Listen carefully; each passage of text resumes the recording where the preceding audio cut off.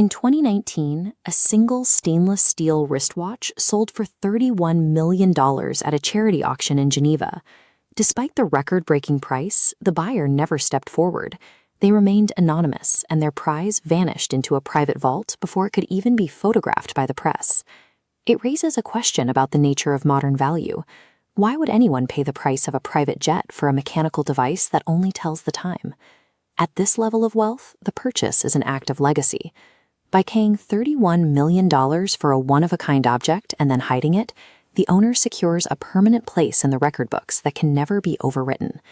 This specific obsession with mechanical perfection began in 1933 with the delivery of a pocket watch called the Henry Graves Supercomplication.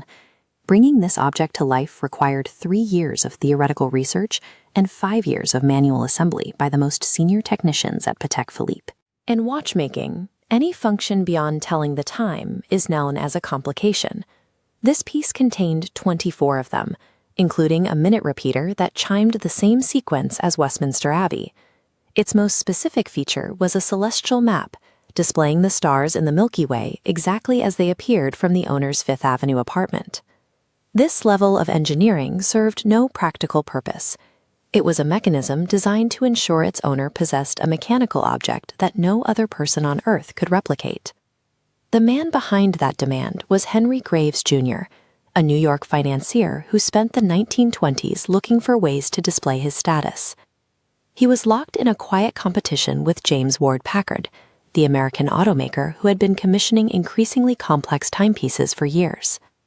Driven by this rivalry, Graves approached Patek Philippe with a blank check. His goal was to build a machine so complex it would make Packard's collection obsolete. When the Supercomplication arrived in 1933, Graves won.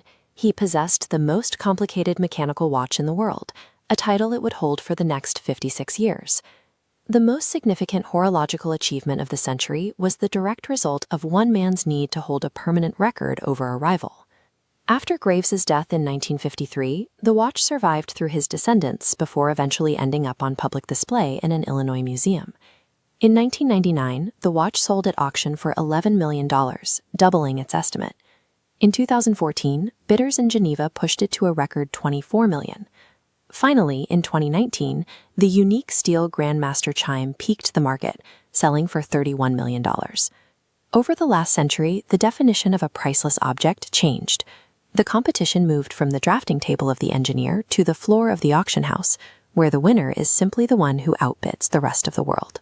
Once the hammer fell on that $31 million sale, the Grandmaster chime effectively vanished. There were no public statements from the buyer, and no further exhibitions were scheduled. Most luxury purchases are designed for display, but this buyer immediately sealed the doors on their acquisition, removing it from public view entirely.